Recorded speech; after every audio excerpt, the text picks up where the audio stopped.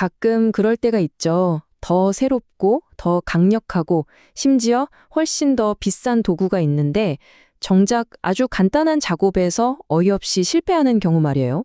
오늘 우리가 살펴볼 이야기가 바로 그런 아주 흥미로운 미스터리입니다. 대체 왜 최첨단 장비가 구형 장비보다 못한 결과를 냈을까요? 자, 오늘 그 미스터리의 원인을 함께 파헤쳐 보겠습니다. 자, 그럼 본격적으로 시작해 볼까요? 이번 미스테리에는 두 명의 주인공이 등장합니다. 하나는 좀 오래됐지만 여전히 믿음직한 CO2 레이저고요. 다른 하나는 모든 면에서 훨씬 뛰어나다고 알려진 최첨단 파이버 레이저입니다. 임무는 아주 간단해요. 이 슬레이트, 그러니까 석판에 사진을 멋지게 새기는 거죠.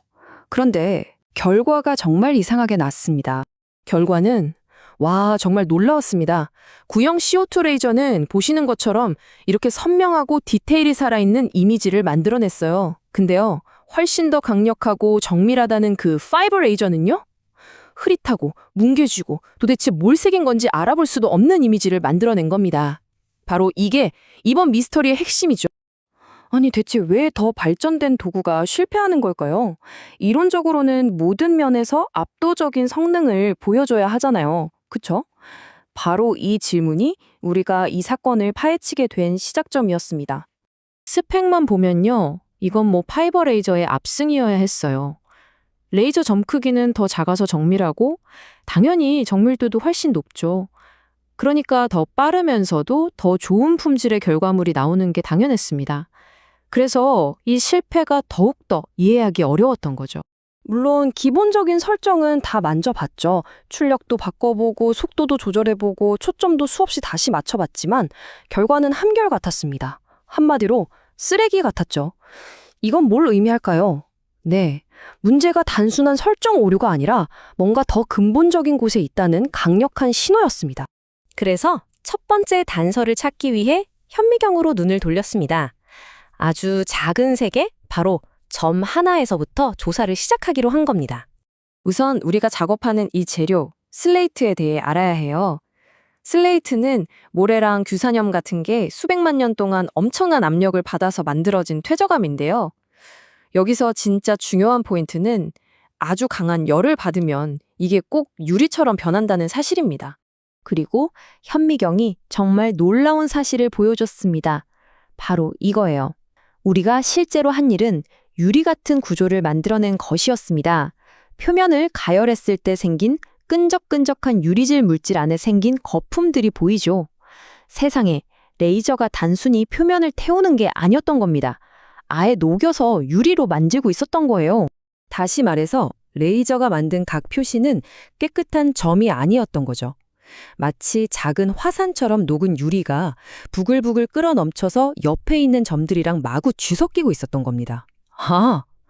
이 화산 효과가 바로 파이버 레이저가 그토록 흐릿한 이미지를 만든 직접적인 원인이었던 거죠. 자, 이제 물리적인 증거는 찾았으니 사건을 완전히 해결하기 위해 필요한 디지털 이론 쪽으로 넘어가 볼 시간입니다. 디지털 사진이 어떻게 레이저가 알아들을 수 있는 패턴으로 바뀌는지 한번 볼게요. 먼저 원본 이미지를 256단계의 회색 음영으로만 이루어진 그레이 스케일로 바꿉니다. 그 다음이 중요한데요. 오직 검은 점과 흰 점, 딱 두 가지 패턴만으로 이 회색 음영을 표현하는 디더링이라는 알고리즘을 사용해서 비트맵 이미지로 변환하는 겁니다. 이 디더링이라는 게 정말 영리한 기법이에요. 흑백점들의 패턴을 이용해서 회색의 여러 단계를 흉내내는 거죠. 그럼 우리 뇌가 이 점들이랑 빈 공간을 알아서 잘 섞어서 하나의 완전한 이미지로 인식하게 만드는 겁니다. 옛날 신문사진 생각하시면 이해가 쉬울 거예요. 그래서 여기서 핵심이 나옵니다. 사진 각인의 황금률이라고 할 수 있죠. 바로 1픽셀은 1점이라는 원칙입니다. 이게 무슨 말이냐면요. 재료 위에 레이저로 찍히는 점들이 이미지의 픽셀과 정확히 일치하고 또 서로 겹치지 않아야만 선명한 결과를 얻을 수 있다는 뜻이에요. 좋습니다. 이제 우리는 물리적 증거와 디지털 이론으로 무장했습니다. 다시 문제로 돌아가 보죠. 바로 이 지점에서 모든 것을 바꾼 결정적인 순간, 아하! 하는 순간이 찾아옵니다. 그 발견 직전의 심정이 딱 이랬다고 합니다. 진짜 말이 안 돼. 이 기계는 이 작업을 할 모든 능력을 갖췄는데 아무래도 내가 뭘 이해하지 못하고 있는 것 같아. 바로 이 좌절의 순간 새로운 가능성을 떠올리게 된 거죠. 해답은 놀랍게도 소프트웨어에 숨겨진 드릴 모드라는 설정이었습니다. 이 모드는요, 레이저가 발사되는 방식을 완전히 바꿔버립니다. 연속적인 빔을 쭉 끌고 가면서 태우는 게 아니라 각 픽셀 좌표의 정확한 중앙에 단 한 번의 정밀한 펄스를 딱 하고 쏘는 거죠. 이 비유가 두 모드의 차이를 아주 잘 보여주는데요.